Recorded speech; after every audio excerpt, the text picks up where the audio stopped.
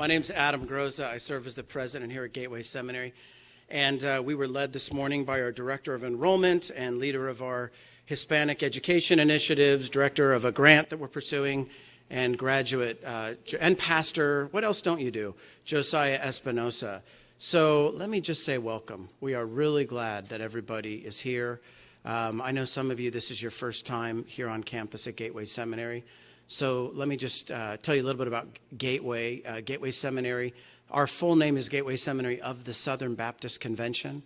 We are one of the 6 Southern Baptist seminaries. We have a small territory. We only cover the western United States. So it's quite geographically large group of communities that we cover. But we started back in 1944. You might be sitting there going, how does that even happen? How does the Southern Baptist Convention get a seminary in the West? Well, back in 1944, in a world war, it's interesting, a group of deacons and their wives at a little church in Oakland, California, got on their knees and prayed to God, God, you want us to start a seminary? And they sensed that God was saying yes, so they started what would become Golden Gate Baptist Theological Seminary, which in 2016 became Gateway Seminary of the Southern Baptist Convention. And 80 years later, we celebrate our 80th anniversary this year. We operate 5 campuses. This is our main campus in Ontario. We have campuses in Phoenix, Denver, San Francisco, Portland, and then we have teaching sites in Salt Lake City, Hong Kong, Taiwan, Sacramento, Las Vegas, and we just started a partnership offering classes in Boston. So we're the smallest of the Southern Baptist schools, and we're quite dispersed, but the Lord has done a great deal. And I'd like to say it was the strategy of those deacons and their wives to start something that would spread all around the world. I'm sure it wasn't, but God has richly blessed their prayer and the efforts of many who have come before me. So I've been president for 1 year, not quite 1 year. It'll be 1 year in May. I've served here for 15 years. And I'm married to Holly, have 4 kids. I'm a member at Pathway Church. And let me just say again how glad we are that you're here. And I just want to say a word of appreciation to the organizers of this event, because I honestly believe that the topic we're addressing today is the most needed topic of conversation and the least had topic of conversation in the apologetics Christian philosophy worldview space. People often ask me, what aren't people talking about? What is the issue that we should be talking about that we aren't talking about? And I've come to believe that topic is paganism and the rise of paganism and the influence of paganism. And it is interesting how the Lord has caused many movements to come from the West, from Southern California, to spread around the nation and around the world. That's happened before. And I am hopeful that maybe even out of an event like this, more people would become aware of the need for Christians to understand what paganism is, how it is spreading, and how it dominates so many of the hearts and the minds of the people we're trying to reach. So I pray that today has that effect. I applaud you for being here. My appreciation to all of you who are speaking and everyone in attendance for caring enough about the witness of Christ to come with us on this journey of discussion on paganism. So I'm going to be talking a little bit about, am I supposed to introduce anybody else? I see these are speaker. Okay, all right. Sometimes, you're up here at the podium going, is there anything else I'm supposed to do? The other day in chapel, I was standing up here in front of a room full of people asking one of our professors to come and read scripture. And I'm looking around going, where is she? She's supposed to be here reading scripture. And the whole time she was standing behind me. So, all right. So the topic of, what is paganism? This is the topic of my talk today. And this goes till 10 o'clock. Is that correct? This first session? Remind me, this is a good opportunity for all of us to look at our schedule. Yeah, okay, good. All right, so we'll have plenty of time. Oh, there's a clock right there on the wall. Okay. So, as we're all familiar, the Bible commands us to love God with all that we are, to worship God with all that we are, hearts, minds, soul, and strengths. and to be Bereans, to search the scriptures to see if these things are so. And so today, I think we're going to engage in both of those things. We're going to endeavor to love God with our minds, to bring our thinking in alignment with his word, and then also to search the scriptures. So whether you're a speaker or a participant, all of us have a job to do. Our job is to hold all of these things against the scriptures. That is our ultimate authority, the ultimate test of truth. And so we want to think today, I want us to begin by thinking about the fact that religion answers the question, sort of a diagnostic question and a prescriptive question. The diagnostic question is what's wrong, and the prescriptive answer is what can be done about it. What's wrong and what can be done about it. And the topic of paganism, I first got into it rereading Camille Paglia's book, Sexual Personae, which is a strange and sort of hard book to even mention as a seminary president because it's rough reading, all right? It's gritty reading. But she is celebrating, as a feminist, celebrating the influence of paganism. And I had read this book 20 years ago, 25 years ago, came out in the mid-90s, Yale University Press. But I was rereading it several years ago, and it just struck me that she is talking in a way that understands the religious nature of culture in a way that Christians don't seem to get. And this led me, during one of my read through the Bible in a year, we've all done that, right? It takes me 3 years, but theoretically it's supposed to be 1 year. I'm reading through the Bible and I'm starting to notice themes that are drawing my attention to paganism in a way that I had not thought about it before. So, it's off. Let me turn it on. That would be helpful.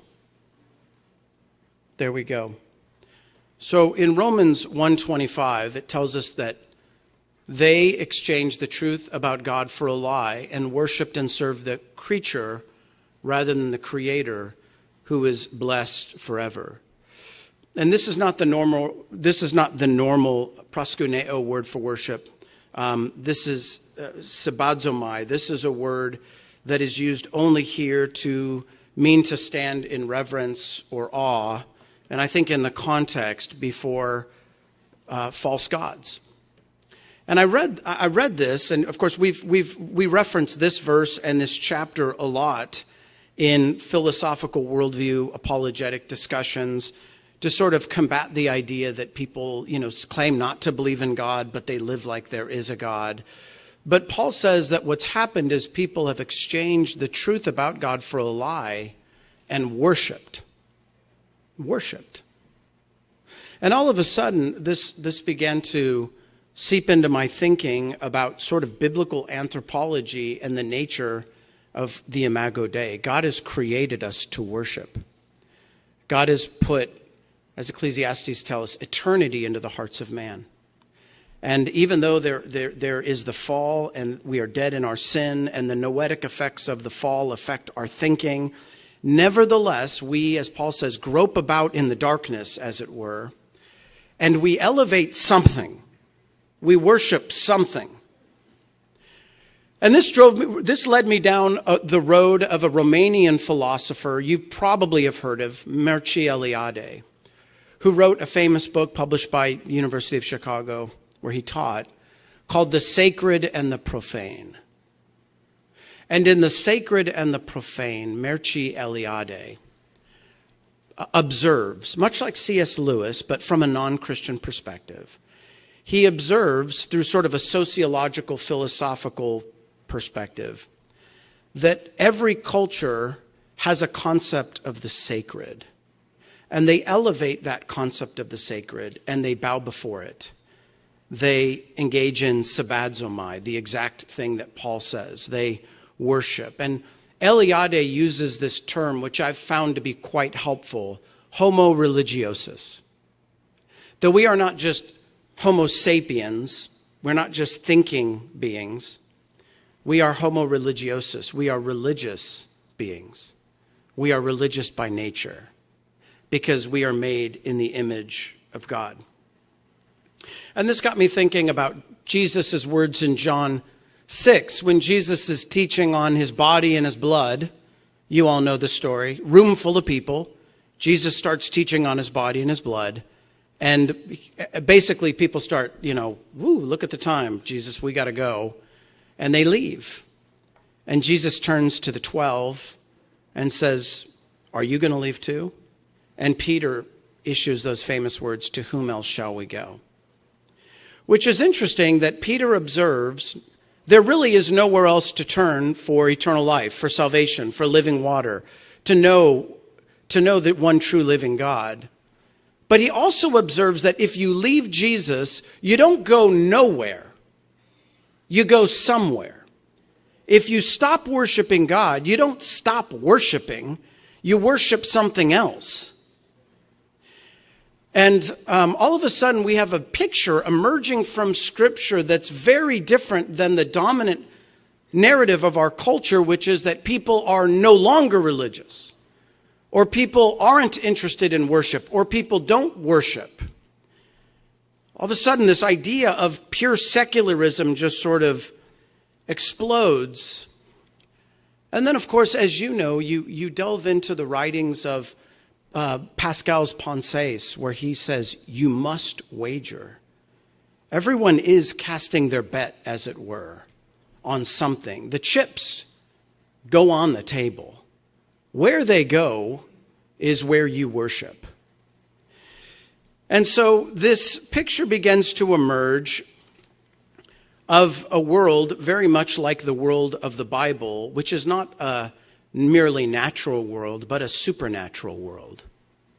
A world where people worship. A world where when people reject the truth of God in Jesus Christ, they exchange it for a lie and worship and serve the creature rather than the creator. Well, what do we call that when people worship the creation rather than the creator? Well, that's one of the classic definitions of paganism. And so I don't mean paganism in the general sense of anyone who's not a Christian. This is perhaps an important distinction. We're not using it in that medieval scholastic way that often, for instance, Augustine uses it. For Augustine, anyone who's not a Christian is a pagan. So a Muslim's a pagan, a Hindu's a pagan. You don't worship Jesus, you're a pagan. I mean, that's true in that sense. But I mean it in this more narrow sense, the sense of which Kuyper uses it in his book Lectures on Calvinism, which comes out of that 1898 Stone lecture at Princeton, where he says, there are only a few worldviews. And he names those worldviews. There's, I think, very interestingly, he distinguishes Protestantism as a worldview from Catholicism.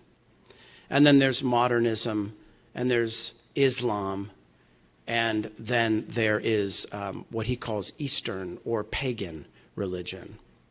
And it is this narrow sense that I mean the term paganism. It is this more narrow sense that I would wish for us to raise the alarm about the influence of paganism in America and indeed around the world. So we need to shift our thinking. I think one of the things that we want to do together is shift our thinking. When I was growing up, the terminology we used was believers and non-believers. Anybody else use those terms? I'm a believer. My neighbor's a non-believer.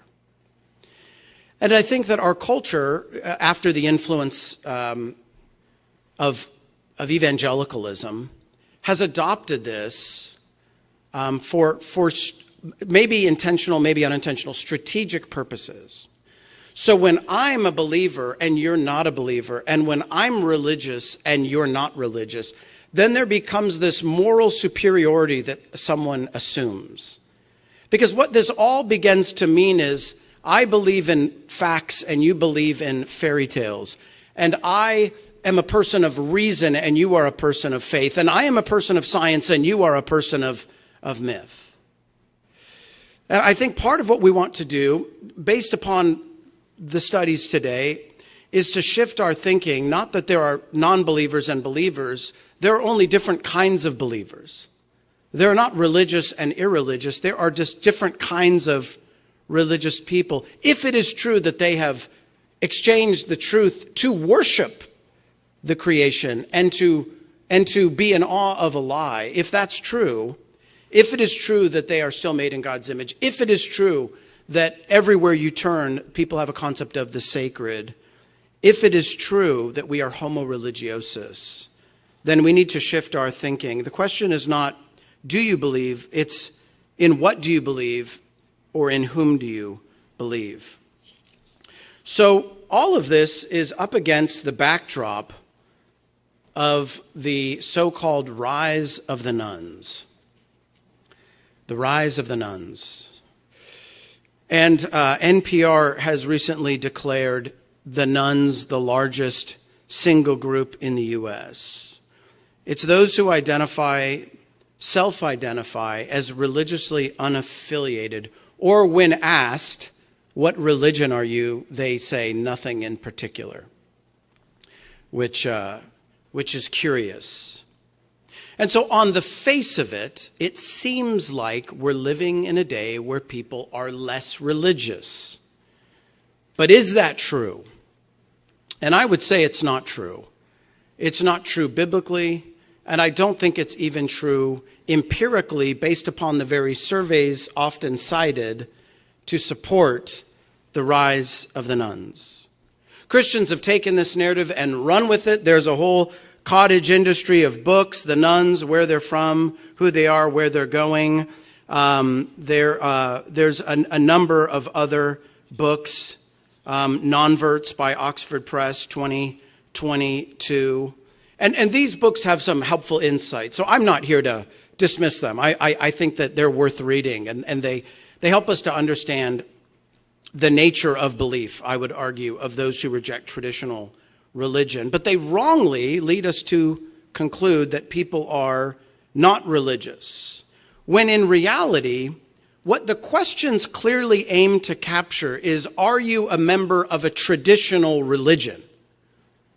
Well, the problem with this, my friends, is that you know and I know that in evangelicalism, we've been telling people Christianity is not a religion, it's a relationship. So there's people in your church that on these surveys are not religious, but they are very much religious. And we can quibble about whether or not the term religion should be used, but I'm talking in the academy, Christianity as one of the world religions falls on the survey, but there are people in churches that don't even identify as religious. So scratching below the surface, what comes out is that the very people who claim no religion are in fact very religious by their own admission. By the way, one of the options on the surveys is not paganism. So it is curious that we're going to talk about paganism today, and I think what will happen is you will leave and you will feel as if a new color has been added to your sight, and you are now seeing something everywhere that you didn't previously see before. It's like when you're looking at a car, you're thinking about buying a car, and you drive around going, man, it seems like everybody's driving this car. I think you're going to leave thinking paganism is everywhere. So why would we say this? Well, the same people that report no religion also identify, 49% of them, as spiritual. 54% of them say they practice religious practices, they engage in religious practices. 64% say they belong to something bigger than myself. A vast, overwhelming majority believes that animals have spirits. 54% believe that nature has spirits. There's recently a Pulitzer Prize winning book called The Overstory, which is all about the intellectual personality traits of trees. It's a great book, won the Pulitzer Prize, worth the read. Sometimes this is in the study of feminism or ecology called green feminism or green ecology. 90% of nuns believe that God is necessary in order to have morality and values. And so what begins to emerge is a picture not of a world where people are overwhelmingly secular, not of a world where people are irreligious, but of a world in which people belong to a religion that they don't know they even belong. It's a new paradigm, but really it's an old paradigm.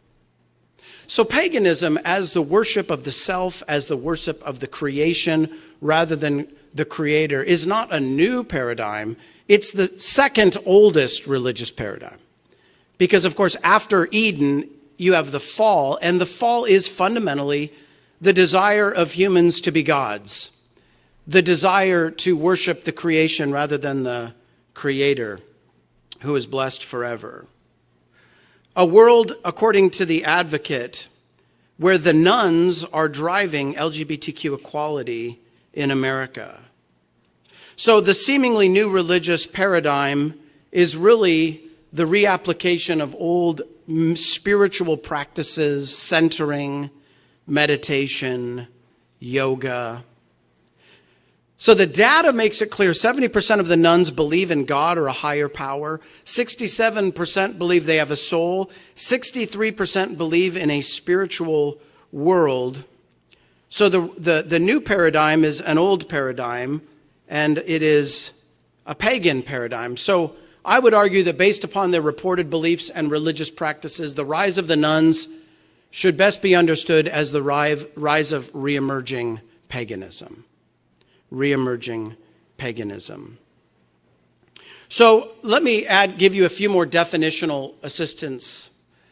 Zheng Ni in The Pagan Writes Back, when world meets religion, when world religions meets world literature. Paganism is found throughout antiquity, early modernity, and in current postmodernism and post-secularism. So academics outside the church seem to have seen this wave coming long before maybe we have in the church and celebrated it. Meanwhile, the church has adopted this counter-narrative that people are less religious. And so I think that the adjustment that needs to take place is an acknowledgement that we live in a world where people are leaving traditional religions en masse and into the arms, as it were, of ancient paganism. Hugh Urban, in his book New Age, Neo-Pagan, and New Religious Movements, Alternative Spirituality in Contemporary America, he says one of the most important reasons, though surely not the only reason, for the success of neo-paganism in the United States has been its close association with two other social and political movements, feminism and environmentalism. So this shouldn't surprise us, again, thinking back to the Garden of Eden. This rejection of God, as Paul describes in Romans 1, this great exchange, people worship instead the creation. And in rejecting God, they reject God's order. They reject God's institutions. And so the rise of neo-paganism is synonymous with the rise of feminism and environmentalism. This is not to say that all forms of feminism and environmentalism are pagan. This is not to say that any care for creation or any desire for fairness and equity is pagan. This is to say that if you study ecofeminism, you find, and in many forms, Rachel Carlston's Silent Spring, she talks about sort of the sacred oneness of the earth. And so you see in these sources, I think exactly what Hugh Urban is saying, which is thinly veiled paganism. Furthermore, Urban argues, we are witnessing, this is Lauren Wilkinson in Gaia Spirituality. We are witnessing the emergence of a new metaphor for the earth and our relationship with it. The picture of the planet as self-organizing, self-regulating, and to some degree a self-conscious entity. Many refer to that entity as sacred and call it by the name of Gaia, ancient Greek goddess of the earth. And so there is a new book by Marian Jacobs, who's with us today. And I wrote a recommendation for this book, and I would recommend it highly to you. It's called On Magic and Miracles, a Theological Guide to Discerning Fiction in Magic, Fictional Magic. And she has a chapter on paganism, and she I think nails this. She says, although these practices, all of these New Age spiritual practices, are wide-ranging, they often come back to the belief that adherents are divine beings seeking secret knowledge and ancient wisdom for the purpose of enlightenment, healing, and control. This is well put. That's exactly what we're talking about. And so this is inseparable from these other movements. Emma Beddington, Dawn of the New Pagans, calls this a boutique approach to spiritual practice and ritual. Burning Man festivals, nature-based religious views, ecofeminism, I've mentioned that, female veneration, the sacred feminine, and sensuous spirituality. This is not to say that paganism always involves female deities, but it usually does. It usually does. I delivered a paper on paganism at ETS this year, and someone corrected me on this. It is true that in Europe there are some Norse gods, male gods, but most of the time when people embrace paganism, it involves a feminization of God or a conceptualization of God or the sacred or the divine as female. And so it is Mother Earth or Mother God.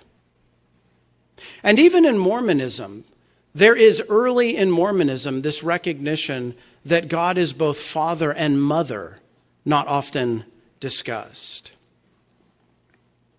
Emma Beddington says emerging paganism is less rigid in terms of worship and practice, as not as dominating over your personal life. So herein we find perhaps one of the draws of paganism. Paganism as a boutique practice, in contradistinction to traditional religion, is sort of a buffet approach. And so it coincides very well with the individualistic ethos that dominates our society. So whereas in Christianity we have the Bible as our ultimate authority, the creeds that encapsulates the truth of that belief unto eternal life, in pagan spirituality there is this individualistic flair that accommodates the kinds of lifestyle decisions that people want to make. And so for those reasons, it attracts many people.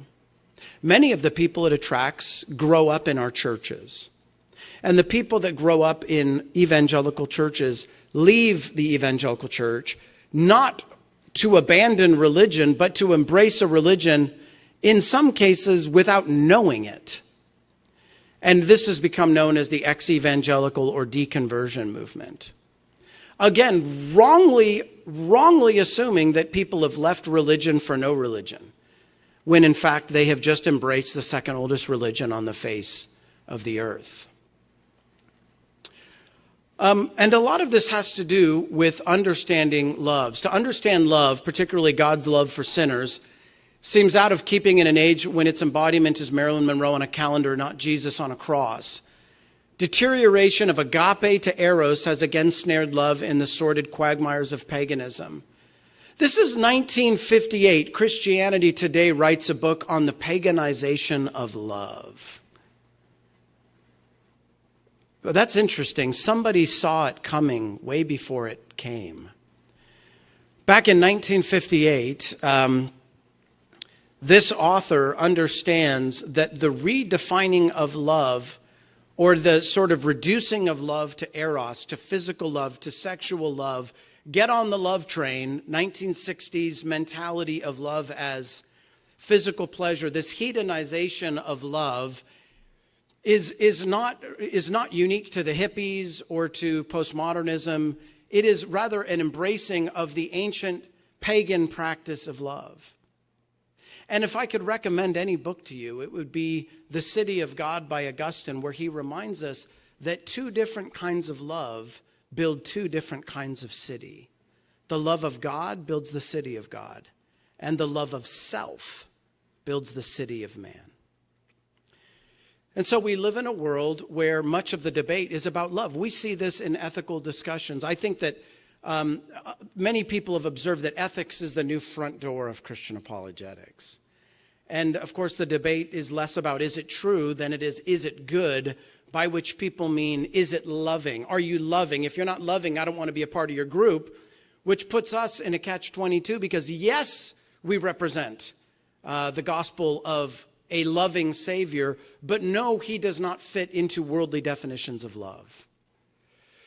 And so here, the Christian conception of love is at head-on odds with the pagan conception of love. Carl Trueman did an interview with Camille Paglia, I mentioned her earlier, author of Sexual Personae, where she argues the Northern European Protestant reformers were quite right to condemn how far the Church of Rome had strayed from the Bible. My people of the Italian countryside never really surrendered their paganism. They simply renamed their gods. The Roman Janus became Saint Gennarius, San Gennaro, and recrowned Isis and Magna Mater as the Madonna. Whether you agree with her or not, this is often the story of the spread of Christianity, where pagan practices are often only thinly covered with religious explanation. I think for many people, the gateway drug into pagan thinking that do come through the church is in the health, wealth, and prosperity movement. Because where else can you become a little God, creating reality with your words? And so the idea of manifestation, the idea of sowing seeds into the universe, really has much more to do with karma than with grace.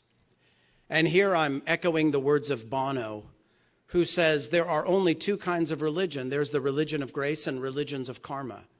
You either believe the world operates on this principle that you have the hope through Christ of getting something you don't deserve, or the idea that you hope to receive what you do deserve.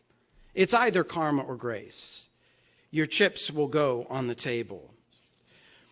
And so there is this thinly veiled paganism, even within a lot of spiritual practices that the church, this calls into question the debates, the old debates that at one time we thought were all just sort of dry, boring debates about regulative principles versus normative principles of worship. All of a sudden we go, those weren't so dumb after all. Because there's got to be some way of guarding against the encroachment of paganism if, in fact, the natural default of the human heart is to exchange the worship of God with the worship of self as ultimate, world as divine, and eros over agape. William Taylor, rector of St. Helens Bishopgate. I don't know if you know St. Helens Bishopgate. They're a wonderful resource. They're an evangelical Anglican church right in the heart of the financial district of London. It's an old church.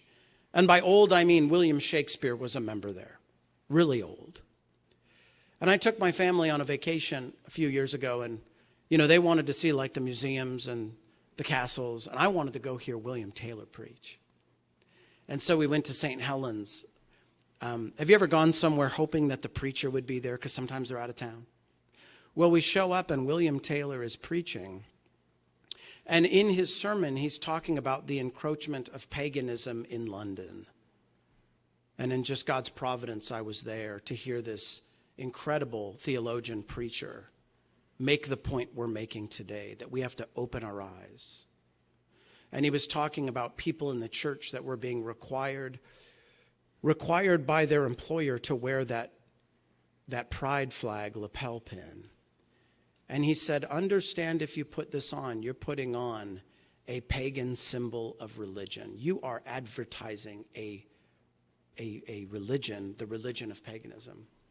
But he says the cultural obsession with sexual liberty is a form of worship to the goddess Marianne. It's a form of worship to the goddess Marianne.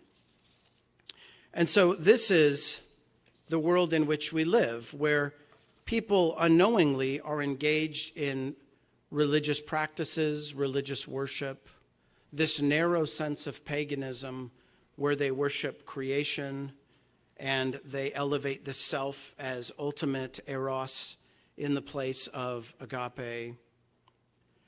And so Taylor and Paglia both recognize that, for instance, pornography and sexual liberty are pagan in nature, the indulgence of which is a form of pagan worship. Paglia talks about bowing before the pagan vastness of female nature. I won't be graphic, but we ought to be talking about these common sins for what they are. They are forms of pagan worship. This would reframe the nature of our discussion about these common sins. Rather than seeing them as struggles, we see them as abominations before God, involving prostration before pagan worship. And so what emerges is of a world in which people are engaged in worship that they don't know. Paul, in 1 Corinthians 10:21, talks about the cup of the Lord. And then he talks about in chapter 10, verse 21, the cup of demons. And so part of what's required for us to engage this topic is a refamiliarization with the supernatural world of the Bible, one in which there are authorities and principalities. And the physical idol is nothing, but that's not to conclude that the unseen realities are nothing. There are unseen realities. Paul says they're not drinking an empty cup. No, their cup is a cup of demons. It reminds us in Acts 17:23 when Paul is speaking at the Areopagus and says that those to whom he's speaking are worshiping an unknown God. They worship in ignorance. It's not that they worship nothing. They just worship in ignorance. I think one of the challenges for us as evangelical Christians, Protestants, is to go into the world and talk to people who think they're not religious and somehow convince them they are, who think they don't worship and somehow remind them that they do, who think that they believe in a natural world when in reality it's clear that they don't. God knows us better than we know ourselves. And through his word, we understand what people are doing to some extent even more than they do. And so there is a prophetic need of the moment. William Taylor talks about the pride flag. Tim Keller in The Gospel for Pagans says, "We are Christians in a pagan world. The Bible makes clear that paganism is the default setting of sin." Bob Dylan had a Christian album, Slow Train Coming. Anybody listen to that? It was panned by the critics. I like it. But in the title track, he sings, "You're going to serve somebody. It may be the devil." I will resist doing a Dylan impersonation. It may be the devil or it may be the Lord, but you're going to serve somebody. And so Keller is pointing out, in Keller's case, no one's ever going to say to you, "Hi," I shouldn't say no one, but few people, few self-respecting, educated people who want to fancy themselves as people of logic and science, few of them will ever say, "Hi, my name's John and I'm a pagan." But they are. Few of them are ever going to say, "I'm engaged in that ancient spiritual practice of worshiping nature." But they do. Tim Keller says it's the default setting of sin. I referenced Abraham Kuyper earlier. I recommend to you this. Don't let the Calvinism reference there turn you off. He's talking about, I think, what we would call the Protestantism that, for the most part, really dominates our own evangelical landscape, an understanding of the sovereignty of God and the direct mediation of Christ on behalf of those who believe. And Kuyper says, "Do not forget that the fundamental contrast has always been, is still, and will be until the end, Christianity and paganism, the idols or the living God." And so, brothers and sisters, I don't envy our task, but we have that unfortunate duty of sounding the alarm of an enemy that is already within the gates, that has already so thoroughly infiltrated even our ranks that there are those who will be thoroughly uncomfortable with the idea of even calling it out for what it is. And then the additional burden of having to explain to people, to sort of absolve them of their self-elevation, that they are not adherents of some high modern rationalism, that they are in fact members of the second oldest religious group on the face of the earth, and that is paganism. Evangelicals seem to be concluding that religion is on the decline based on studies and surveys that do not consider paganism as either a worldview or a religion. Meanwhile, the beliefs, rituals, and practices of paganism are ubiquitous. So I think our job is to remind them that as it was in 1898, there are still only a few major options. Paganism is one, and it is on the rise.